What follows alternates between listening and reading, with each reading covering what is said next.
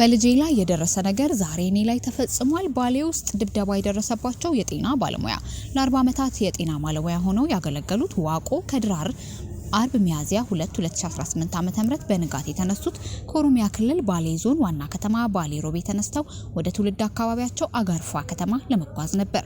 ከ1978 ዓ.ም ጀምሮ ከጤና ረዳትነት እስከ ነርስነት በተለያዩ የክልሉ አካባቢዎች የሰሩት የጤና ባለሙያው ጡረታቸውን ለማስከበር ወዲህ ወዲያ እያሉ ነበር። ቦርሳቸው ውስጥም ሰነዶቻቸውን ይዘዋል። ያጭር ርቀት የሚጓዙ ተሽከርካሪዎች ወደሚገኙበት አሮጌው መናኸሪያ እየተቃረቡ ሲመጡ አንድ ወጣት ይጠሯቸው እንደጀመር ይናገራሉ።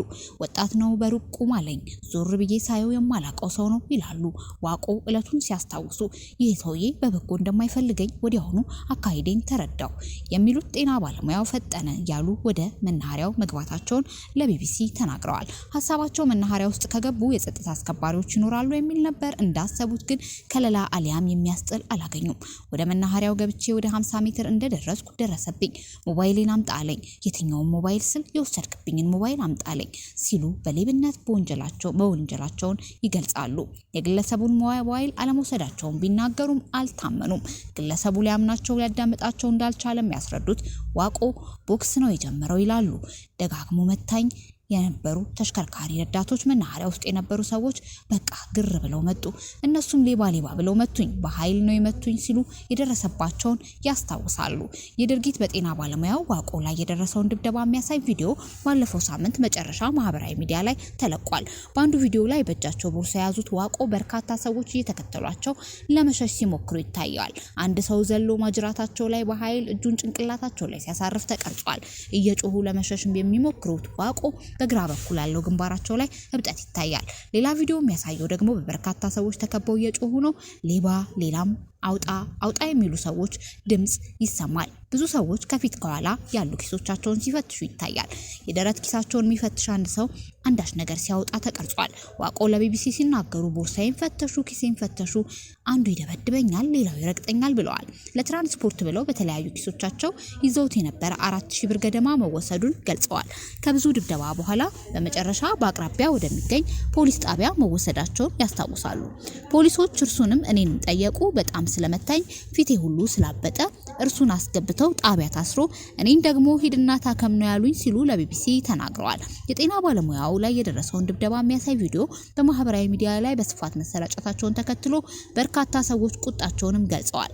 የባሌ ሮቤ ከተማ አስተዳደር ፖሊስ መምሪያ ባወጣው መግለጫ አቶ ዋቆን በመደብደብ የተጠረጠሩ 7 ሰዎችን በቁጥጥር ስር መዋሉን አስታውቋል። በተጠርጣሪዎች ላይ ህጋዊ እርምጃ ለመውሰድ ጉዳዩን እያጣራ መሆኑን ገልጿል። የጤና ባለሙያው ዋቆ በተፈጸመባቸው ድብደባ ከፍተኛ ቁስለት ደርሶባቸዋል። የግራ እጃቸው ትናሿ ጣት ላይ ስብራት ነገር እንደደረሰባቸው ይናገራሉ። ቁስል ሊድን ይችላል፣ ስጋዬን መቱኝ፣ ምንም ችግር አይደለም የሚሉት ዋቆ ከአእምሯቸው ማይጠፋው ግን በልጃቸው ላይ የተፈጸመ ተግባር እርሳቸው ላይ መድረሱ እንደሆነ ያስረዳሉ። የ25 ዓመት ልጃቸው ረመዳንን ያጡት በሐምሌ 2010 ዓ.ም ነበር።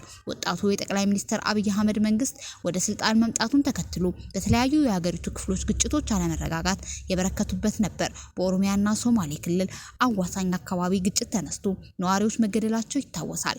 የጤና ባለሙያ ዋቆ እንደሚናገሩት ልጃቸው ረመዳን የመኪና ረዳት ነበር። የመኪና ረዳት ስለነበር ከሮቤ ወደ ሶማሌ ክልል ሄደ። እዛ ደርሶ በሶማሌ ልዩ ኃይል በዱላ በአሰቃቂ ሁኔታ ተገሏል ይላሉ።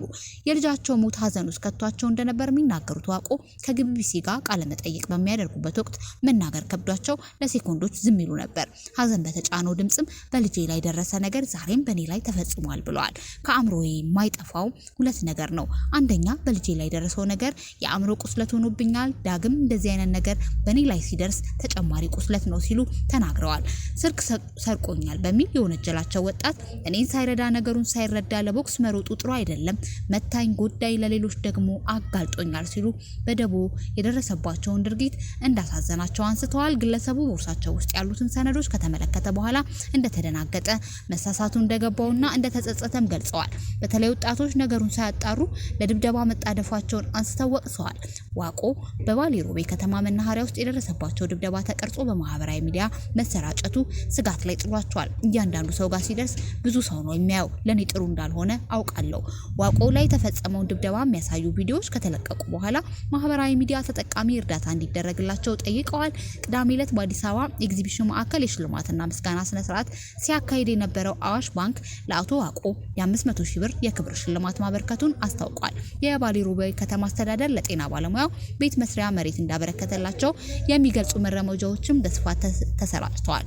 ይህ መረጃ ባጭሩ የሃይድሮካርቦኖችን በሰፊው ለማምረት ለማከማቸት በጣም ጥሩ አካባቢ ነው።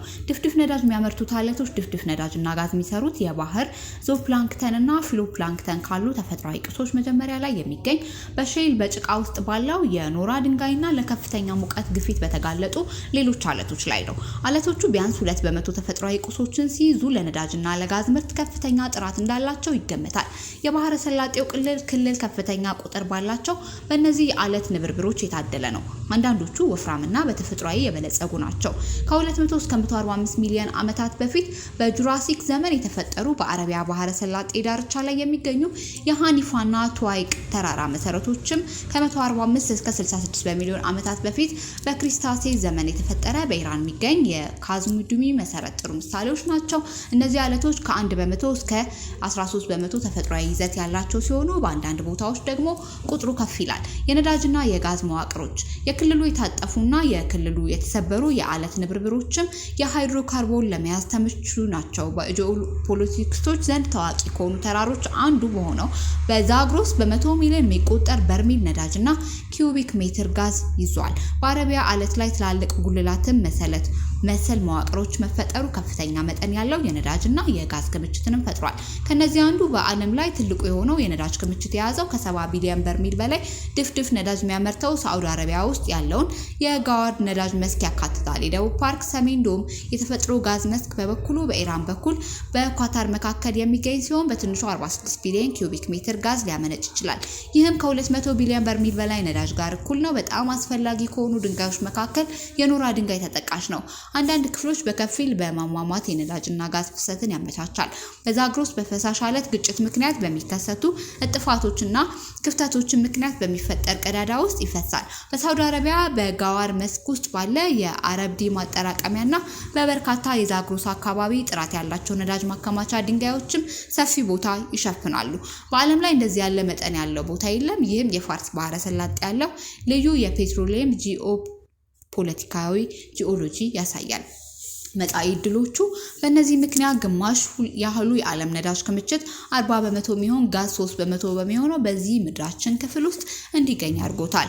የዩናይትድ ስቴትስ የጂኦሎጂካል ሰርቬይ የግምገማ እንደሚያሳየው ከአንድ ምዕተ ዓመት በላይ ከዘለቀው የቁፋሩና የምርት ሂደት በኋላ በፋርስ ባህረ ሰላጤ ክልል ውስጥ አሁንም ትላልቅ የነዳጅና የጋዝ ክምችት አሉ። ኤጀንሲው ቀደም ሲል በአውሮፓውያኑ 2012 የአረቢያ ባህረ ገብ መሬትና የዛግሮስ ተራሮ ባጠናበት ሪፖርቱ አሁን ገኙት በተጨማሪ እስከ 86 ቢሊዮን በርሜል ዘይት እና ከ9.5 ትሪሊዮን ኪዩቢክ ሜትር ጋዝ በድንጋይ ውስጥ ሊኖር እንደሚችል ገምቷል። በአውሮፓውያኑ 2000ዎቹ እና 2010ዎቹ በአሜሪካ በተዋወቁት አዲስ ነዳጅ የማውጫ ቴክኒኮች የአግድም ቁፋሮና ፍራንኪንግ ሃይድሮሊክ ፍራክቸር ተጨማሪ ድፍድፍ ዘይትና ጋዝ ማምረት ይቻላል።